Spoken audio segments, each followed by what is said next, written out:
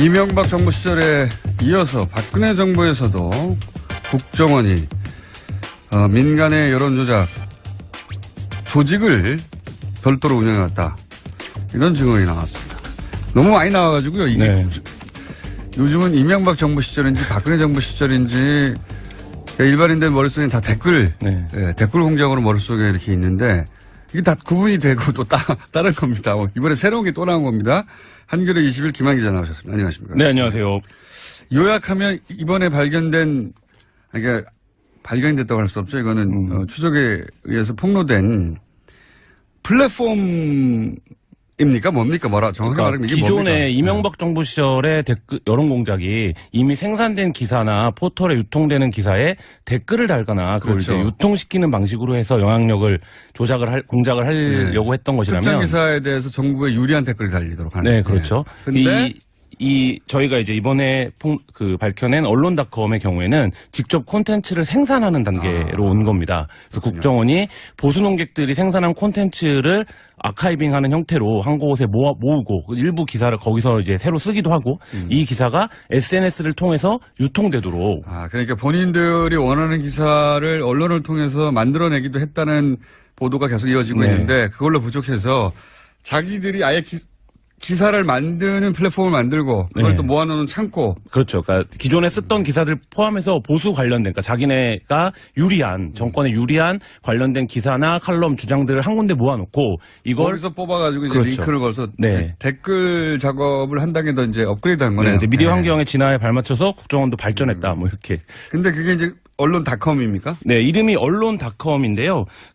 국정원 민간 여론 조작 조직 알파팀을 이끌었던 김성욱 한국자유연합 대표가 2012년 대선을 3개월 정도 앞둔 9월부터 운영을 시작했고요. 국정원의 지시로 언론닷컴을 만들어서 박근혜 최순실 게이트가 터지기 직전인 2016년 6월까지 운영을 했습니다. 그렇군요.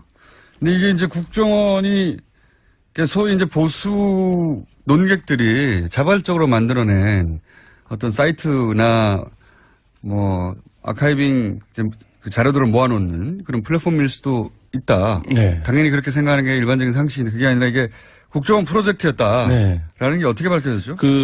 알파팀의 한 멤버에게 김성욱 씨가 합류를 제안을 합니다. 이 사이트를 만들었는데 김성욱 씨는 이 언론닷컴을 만든 분. 예. 홍보 담당자로 좀 합류를 해라. 근데 네. 저희가 이제 오랫동안 취재를 해온 결과 이제 그 알파팀 멤버 중에 그분이 제일 인터넷에 밝은 분이에요. 그러니까 사이트 구축이라든지 여러 가지 것들 알파팀 내에서도 제일 알파팀도 설명해 주셔야죠, 짧게. 네.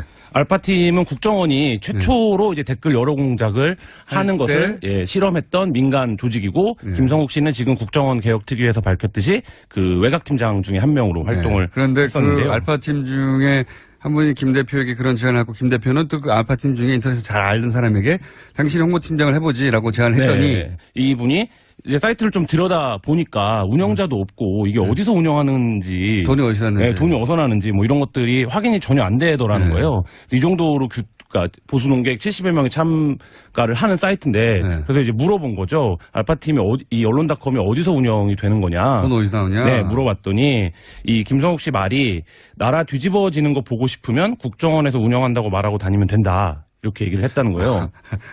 그래서 이제 일단 알겠다고 했더니 김성욱 씨가 재차 너 이거 어디 가서 말할 거냐 이렇게 얘기를 해서 아닙니다. 함구하겠다 이렇게 얘기를 하고 당시에 이제 주고받은 카톡을 저희가 이제 입수를 했습니다. 직접 듣기도 했고 그게 카톡으로도 남아있다. 국정원에서 운영한다는 얘기가. 별일을 다 했네요. 예. 근데 여기에 참여한다는 76명으로 지금 밝혀졌는데 어떤 분들입니까? 한국 사회에서 보수 관련한 글을 쓰는 분은 다 포함됐다라고 해도 과언이 아닌데요.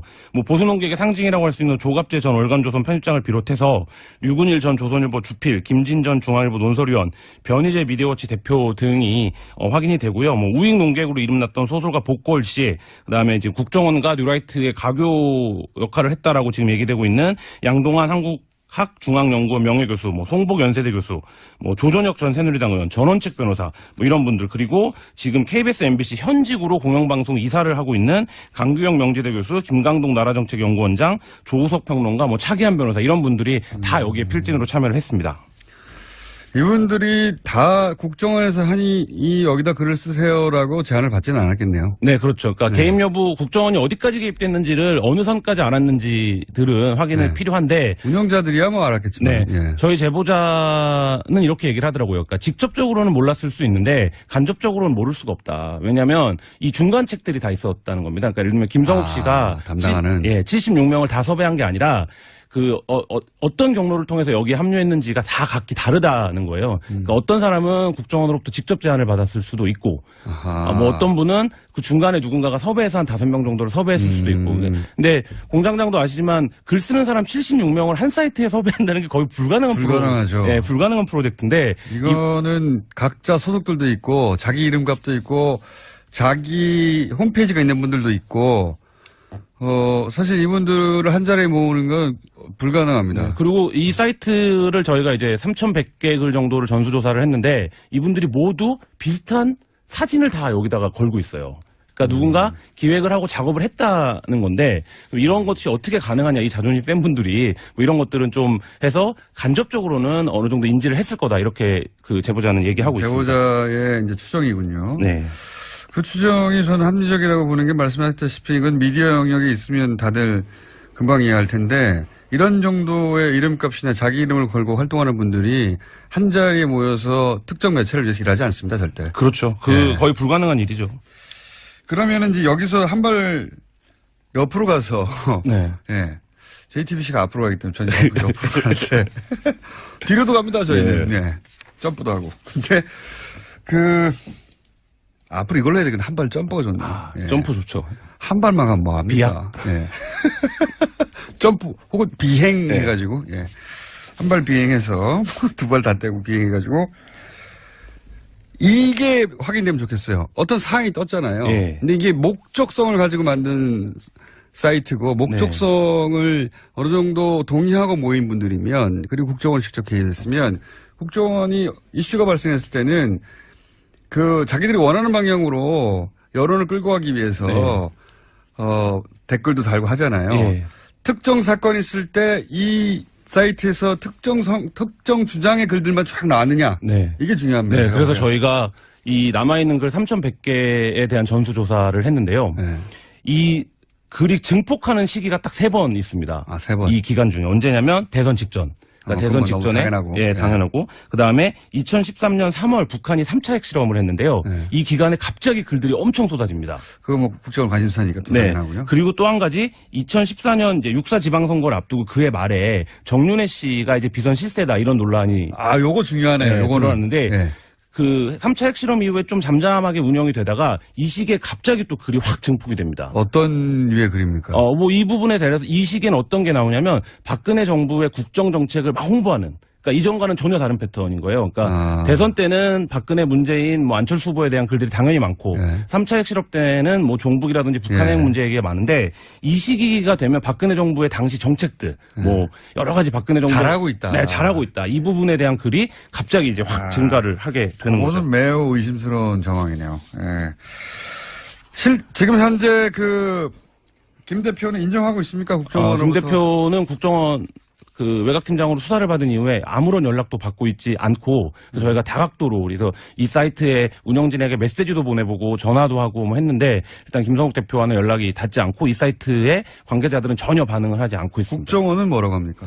국정원은 2012년 대선 전후로 해서 너무 많은 일들을 했기 때문에 뭐 자기가 담당이 아니면 구체적으로 모르는데 이것은 국정원이 한 것으로 보인다. 이렇게 정도의 워딩을 했습니다. 그러니까 정확한 담당자는 아직 드러나지 않고 있고. 네. 근데 국정원 저희가 취재한 국정원 관계자는 당시에 인터넷 팀이 있었고 인터넷 팀이 인터넷 언론이나 인터넷 여론에 대해서 지속적인 보고서를 올렸었고 최소한 2명 이상이 인터넷 팀에서 활동을 한 것으로 확인을 했고요.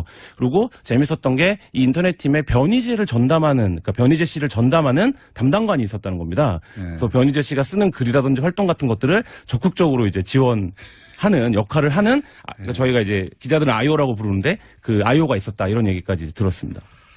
그만큼 자주 활용했다는 얘기네요. 그렇죠. 담당관이 있었다는. 네. 저는 감시관이 있었던 걸로 알고 있는데. 감시도 하고 사찰도 하고 담당도 하고. 네. 저는 그 숫자는 제가 이기네요. 저는 5명이 있었다는 걸 알고 있습니다. 네. 네, 정확한 조직. 그 팀이 그 팀일 수도 있습니다. 이쪽은 감시하고 저쪽은 지원하고. 5명이 있었다고 저는 전에 들었는데, 저는 사실관계는 확인을 안 해봤고, 그 얘기하니 갑자기 생각나네요. 정봉주 의원이 이제 BBK 네. 건으로, 서울구치소에 수감이 됐어요. 그래서 좀 다들 면회를 갔는데, 저하고 조진우 기자만 안 되는 겁니다. 모두 다 되는데. 면회가. 자체가. 모두 다 되는데 이 2사람만 안 되는 거예요. 그래서 저희가 이제 당시 서울구치소장한테 항의를 했어요. 왜 안 되냐고 그랬더니 구치소장이 이렇게 얘기했습니다. 교화에 방해가 된다. 법리적으로는 말이 안 되지만, 무슨 말이지. 나중에 굉장히 재밌는 일화가 있는데, 예. 듣고 보니까 막 설득되려고 그러는 거예요, 저희가. 교화에 방해가 되긴 되지. 애초 교화가 안 될 뿐이긴 한데. 이 언론닷컴 같은 경우에는 국정원의 여론 공작이 진화했다라는 거를 좀 보여주는 단서인데요. 그러니까 이전 이 미디어 환경 변화에 발맞춰서 직접 보수 콘텐츠를 생산하고 그리고 국정원의 공작 목표도 좀 많이 달라졌다. 그리고 실제 그게 지금까지 아까 그 처음에 말씀하셨듯이 이명박 정부 시절의 일들이 드러나고 있는데 이거는 박근혜 정부에 있었던 일이고 오히려 진화하고 업그레이드였다. 그렇죠. 이렇게 이제 얘기해 볼 수 있겠고 그 구체적 사례가 처음 나왔다고 볼 수 있겠습니다. 네. 그래서 국정원 개혁위원회도 지금 이명박 정부 때 거는 여러 가지를 내놓고 있는데 박근혜 정부 때 거는 거의 안 내놓고 있는 상황인데 아직 거기까지 못 가는 것 같아요. 지금. 네. 그래서 박근혜 정부 때 국정원이 어떤 일을 했는지에 대한 좀 진상 규명과 수사가 필요하다. 그리고 여론 공작이 있었다. 이런 것들이 저희가 보도. 알겠습니다. 그런 보도가 시작되었다. 박근혜 정부 시절엔 더욱 업그레이드된 여론 공작의 사례로 첫 번째 등장한 게 국정원이 직접 보수 농객들을 다 모아가지고 사이트를 운영했다. 언론닷컴 아직도 검색하면 나옵니다. 지금은 폐쇄됐죠. 네, 블로그들이 나와요. 서브 블로그들이. 알겠습니다. 지금까지 한겨레21 김한 기자였습니다. 감사합니다. 네, 감사합니다. 김성욱 씨가 합류를 제안을 합니다. 이 사이트를 만들었는데 김성욱 씨는 이 언론닷컴을 만든 분, 홍보 담당자로 좀 합류를 해라. 근데 저희가 이제 오랫동안 취재를 해온 결과 이제 그 알파팀 멤버 중에 그분이 제일 인터넷에 밝은 분이에요. 그러니까 뭐 사이트 구축이라든지 뭐 여러 가지 것들 알파팀 내에서도 제일 알파팀도 설명해 주셔야죠, 짧게. 알파팀은 국정원이 최초로 이제 댓글 여러 공작을 하는 것을 실험했던 민간 조직이고 김성욱 씨는 지금 국정원 개혁특위에서 밝혔듯이 그 외곽팀장 중에 한 명으로 활동을 그런데 했었는데요. 그 알파팀 중에 한 분이 김 대표에게 그런 제안을 하고 김 대표는 또 그 알파팀 중에 인터넷에서 잘 알던 사람에게 당신이 홍보팀장을 해보지라고 제안을 했더니 이분이 이제 사이트를 좀 들여다 보니까 운영자도 없고 이게 어디서 운영하는지 돈이 어디서 났는지 돈이 어디서 나는지 뭐 이런 것들이 확인이 전혀 안 되더라는 거예요. 이 정도로 그러니까 보수 농객 70여 명이 참가를 하는 사이트인데 그래서 이제 물어본 거죠. 알파팀이 이 언론닷컴이 어디서 운영이 되는 거냐. 돈 어디서 나오냐. 네, 물어봤더니 이 김성욱 씨 말이 나라 뒤집어지는 거 보고 싶으면 국정원에서 운영한다고 말하고 다니면 된다. 이렇게 얘기를 했다는 거예요. 그래서 이제 일단 알겠다고 했더니 김성욱 씨가 재차 너 이거 어디 가서 말할 거냐 이렇게 얘기를 해서 아닙니다. 함구하겠다 이렇게 얘기를 하고 당시에 이제 주고받은 카톡을 저희가 이제 입수를 했습니다. 직접 듣기도 했고 그게 카톡으로 남아있다. 국정원에서 운영한다는 얘기가 별일을 다 했네요. 근데 여기에 참여한다는 76명으로 지금 밝혀졌는데 어떤 분들입니까? 뭐 한국 사회에서 보수 관련한 글을 쓰는 분은 다 포함됐다라고 해도 과언이 아닌데요.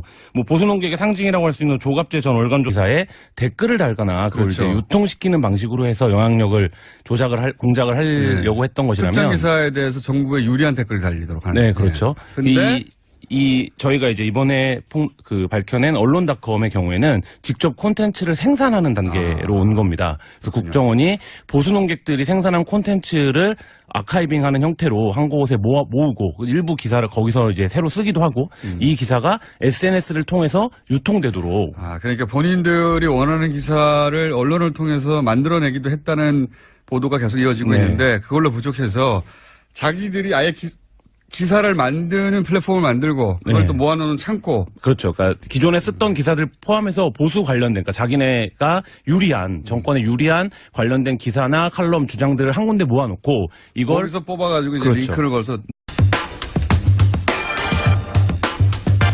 이명박 정부 시절에 이어서 박근혜 정부에서도 국정원이 민간의 여론조작 조직을 별도로 운영해왔다. 이런 증언이 나왔습니다. 너무 많이 나와가지고요. 이게 요즘은 이명박 정부 시절인지 박근혜 정부 시절인지 일반인들 머릿속에 다 댓글, 네. 예, 댓글 공작으로 머릿속에 이렇게 있는데 이게 다 구분이 되고 또 다른 겁니다. 이번에 새로운 게 또 나온 겁니다. 한겨레 20일 김한 기자 나오셨습니다. 안녕하십니까? 네, 안녕하세요. 요약하면 이번에 발견된, 그러니까 발견이 됐다고 할 수 없죠. 이거는 추적에 의해서 폭로된 플랫폼입니까? 뭡니까? 정확하게 말하면 이게 기존의 뭡니까? 이명박 정부 시절의 댓글 여론 공작이 이미 생산된 기사나 포털에 유통되는 댓글 작업을 한 단계 더 이제 업그레이드한 거네요. 이제 미디어 환경의 진화에 발맞춰서 국정원도 발전했다. 뭐 이렇게. 근데 그게 이제 언론닷컴입니까? 네, 이름이 언론닷컴인데요. 그 국정원 민간 여론 조작 조직 알파팀을 이끌었던 김성욱 한국자유연합 대표가 2012년 대선을 3개월 정도 앞둔 9월부터 운영을 시작했고요. 국정원의 지시로 언론닷컴을 만들어서 박근혜 최순실 게이트가 터지기 직전인 2016년 6월까지 운영을 했습니다. 그렇군요. 근데 이게 이제 국정원이 소위 이제 보수 논객들이 자발적으로 만들어낸 어떤 사이트나 뭐 아카이빙 그 자료들을 모아놓는 그런 플랫폼일 수도 있다. 네. 당연히 그렇게 생각하는 게 일반적인 상식인데 그게 아니라 이게 국정원 프로젝트였다라는 네. 게 어떻게 밝혀졌죠? 그 알파팀의 한 멤버에게